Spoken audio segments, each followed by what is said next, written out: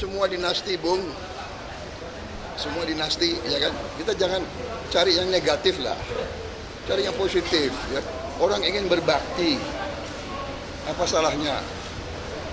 Ya kan? Saya juga dinasti.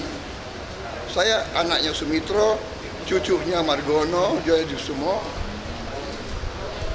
Saya paman saya gugur untuk Republik Indonesia. Kita dinasti Merah Putih.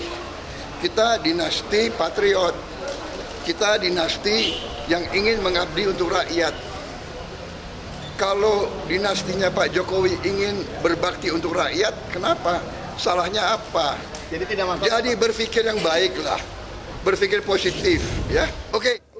Pak Ciko, apa iya dinasti politik di PDIP dianggap biasa? Saya rasa gini, ini kita harus bedakan definisi dari dinasti politik maupun sebuah klan. Klan itu keluarga yang turun-menurun menjabat di profesi yang sama. Okay. Seperti kita bicara aja, anak dokter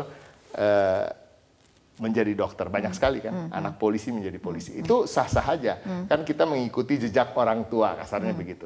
Yang menjadi tidak sah atau menjadi sesuatu yang luar biasa atau di luar etika yang ada norma-norma yang berlaku adalah ketika ada keistimewaan, ya kan, ada aturan yang diubah secara sengaja yang terjadi untuk saat memuluskan ini? itu.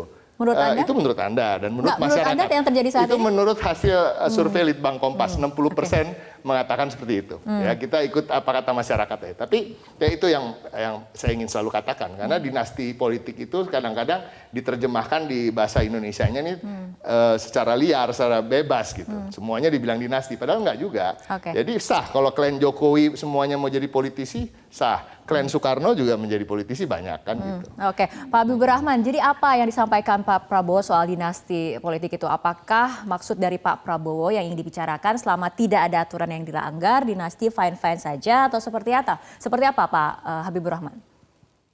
Jadi istilah dinasti itu kan mengacu kepada model sistemnya atau bendanya, ya, kekerabatan orang, ya,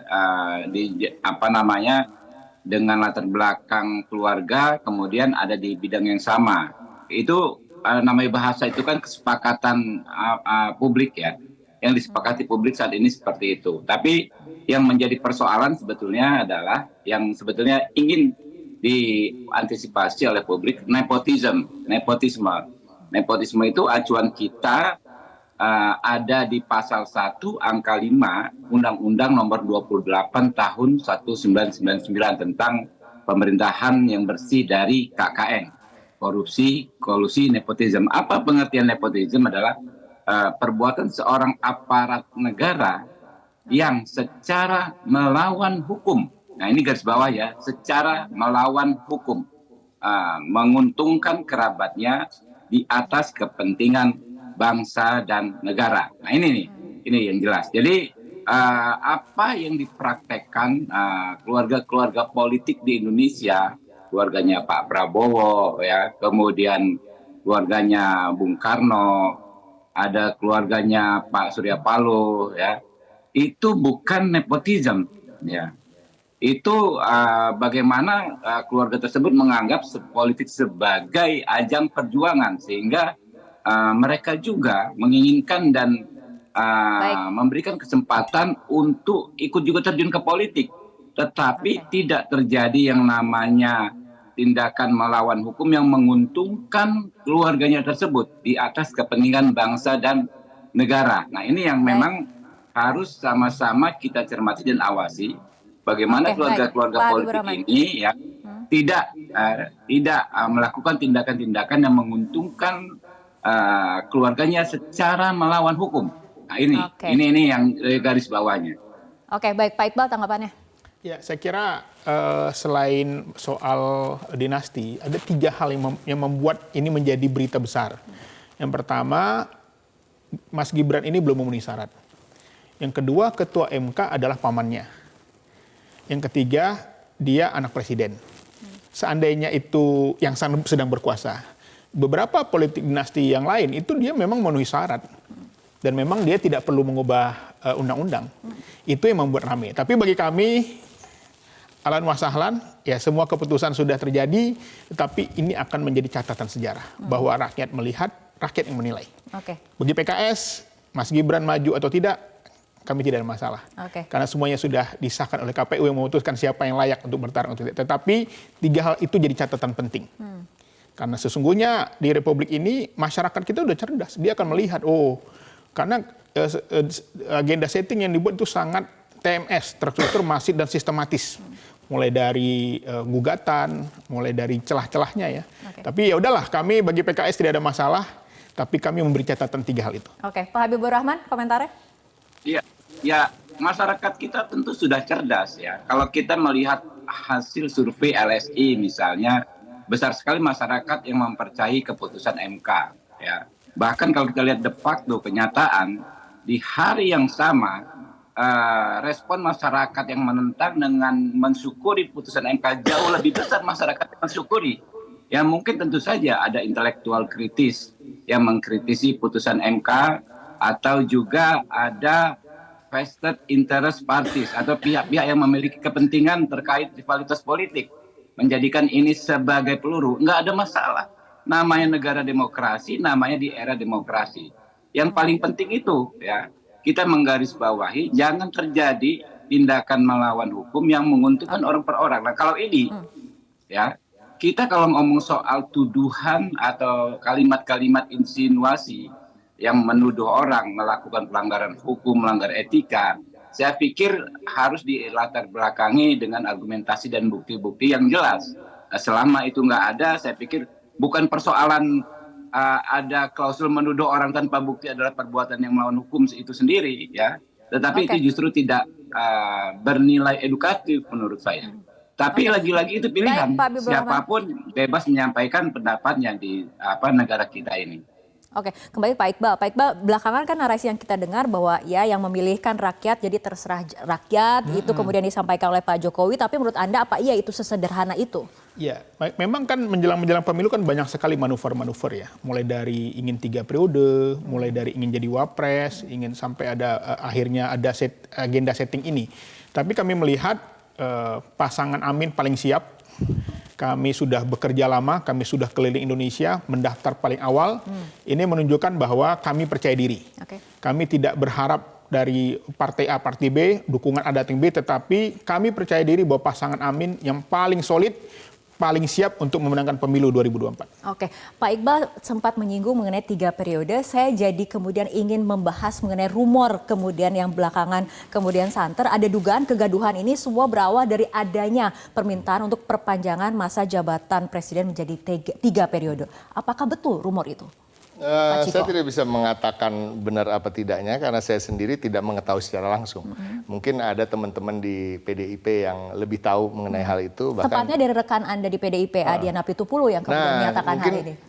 Besok-besok harus undang dia untuk bicara soal itu. Saya belum sempat ngobrol sama dia mengenai statement itu. Anda kan kader PDIP tidak pernah mendengar hal ini? Belum pernah. Kan Belum pernah secara Anda. eksplisit saya mendengar siapa yang meminta. Memang ada gerakan-gerakan untuk mengarahkan ke 3 periode, tapi kita belum pernah, saya pribadi saya belum pernah tahu siapa yang datang ke kantor atau siapa yang bicara dengan elit-elit kita. Jadi Anda tidak mendengar rumor ini? Belum tahu siapa yang pernah datang atau meminta perpanjangan itu. Oke, baik, kita kembali ke Pak Habibur Rahman, kembali menyoroti hari ini, peristiwa hari ini di mana banyak kemudian anak buah dari Presiden Joko Widodo yang ikut turun gunung mengantar Prabowo Gibran. Ini sebetulnya memang diminta oleh Jokowi untuk hadir dan memberikan dukungan atau seperti apa, Pak Habibur Rahman? Saya sedikit menanggapi soal bagaimana kita berkomunikasi ya. Bagaimana kita membahas rumor dengan nada insinuatif ya, bahkan tanpa bukti secuil pun, gitu loh. Padahal ada premis di bidang hukum ya, bahwa setiap tuduhan itu harus dibuktikan secara beyond reasonable doubt dengan pembuktian yang seterang-terangnya. Tanpa itu tidak layak, tidak patut kita menuduh orang lain atau orang-orang tertentu. Ya, terkait hari ini saya nggak hitung ada berapa pejabat yang hadir dan lain sebagainya. Tentu tidak ada kaitannya dengan Pak Jokowi ya. Pak Jokowi kepala negara, kepala pemerintahan dan bukan ya ketua partai politik, kemudian juga bukan ketua koalisi partai politik. Jadi apa yang kami lakukan tentu berdasarkan pada kebijakan kami sendiri. Oke, Pak Iqbal, melihat hari ini dukungan yang diberikan ketar-ketir tidak? Khawatir tidak Prabowo Gibran didukung oleh tokoh-tokoh besar? Oleh Iya, menteri-menteri? tapi kan masanya lebih banyak ketika pasangan Amin mendaftar. Oh, gitu. Itu menurut Anda lebih penting? Lebih awal, lebih solid, lebih padat ya. Karena memang tadi kesiapan. Kami melihat begini, kami tidak mempermasalahkan siapa yang hari ini berapa pasangan sudah mendaftar hari ini. Tetapi kami melihat bahwa kami melihat kesiapan. Jadi partai-partai nggak saling tunggu, nggak nunggu arahan. Karena kita partai itu punya independen sendiri. Kita punya prinsip sendiri. Tidak tergantung arahan dari siapapun. Karena partai adalah sebuah organisasi yang secara politik memiliki ideologi, memiliki prinsip dan nilai-nilai perjuangan. Oke. Baik, Pak Habibur Rahman tadi ingin komentar apa? Iyalah, kita nggak usah kayak anak kecil lah ngomong ini lebih besar masa kami, nanti buktikan di hari H saja pencoblosan ya. Oke, tapi dari PDIP sendiri Pak Ciko bagaimana melihat hari ini banyak sekali kemudian yang turun gunung? Kami itu kalau mau jujur kami satu fokus ke pemenangan Ganjar dan Mahfud. Yang kedua, justru dengan dicalonkannya Gibran lebih mengukuhkan partai kami sebagai partai yang bebas dari sebagai yang utama memperjuangkan KKN, terutama N-nya itu, ya kan, anti terhadap nepotisme gitu. Jadi kita makin banyak sekali strategi yang menguntungkan bagi kita dengan pencalonan ini, ya kan. Apalagi kalau disandingkan wapres to wapres, ya kan, apple to apple-nya Gibran dengan Pak Mahfud, ya kan, secara pengalaman, ya kan, rekam jejak dan lain-lain. Sejarah kehidupannya, saya rasa itu malah makin meyakinkan kita bahwa kita akan menang. Insya Allah satu putaran. Oh, oke. Pak Iqbal, tapi kalau misalnya kita lihat dari pernyataan Presiden kan memang menyatakan akan mendukung semua calon presiden, bahkan nama Anies Baswedan juga disebut yang pertama seperti itu. Tapi kan fakta di lapangannya seperti Anda lihat sendiri hari ini. Bagaimana kemudian menteri-menteri dari Kabinet Jokowi turun gunung, ikut deklarasi sampai ikut mendaftarkan. Iya, memang kadang-kadang politisi dengan ada front stage, ada stage, ada backstage ya. Ada panggung depan, panggung belakang. Maksudnya gimana nih? Ya, karena ya kita melihat bahwa memang saya kira dalam konteks pemilu di Indonesia mereka punya mastermind, punya tim yang mengatur strategi, ya apalagi instrumen-instrumen negara juga dipegang seperti Pak Jokowi bilang, dia tahu bagaimana pergerakan politik dari data yang dia punya. Tetapi kami tentu saja pasangan Amin ini percaya diri, bisa menangkan pemilu 2024 dengan berwibawa, ya, dengan percaya diri, karena kami yang paling siap. Oke, baik. Pak Habibur Rahman, tanggapannya? Iya, tentu pasti kita semua percaya diri ya. Kalau nggak percaya diri tentu kita nggak daftar ya. Nah itu yang kita lakukan. Kami siap ya, tim Pak Prabowo ya, Pak Gibran ya, kita sudah mendaftar. Tentu kita sudah juga menyampaikan visi, misi dan program yang intinya kami ingin melanjutkan apa yang sudah dicapai oleh pemerintahan Pak Jokowi hari ini yang memang sudah sangat baik sekali. Oke, hari ini tepatnya kemudian berarti sudah ada 3 pasangan kandidat capres-cawapres yang sudah resmi mendaftar ke KPU. Bagaimana sebetulnya elektabilitas dari masing-masing pasangan calon? Kita akan membahasnya usai jeda berikut. Jelajahi cara baru mendapatkan informasi. Download Metro TV Extend sekarang.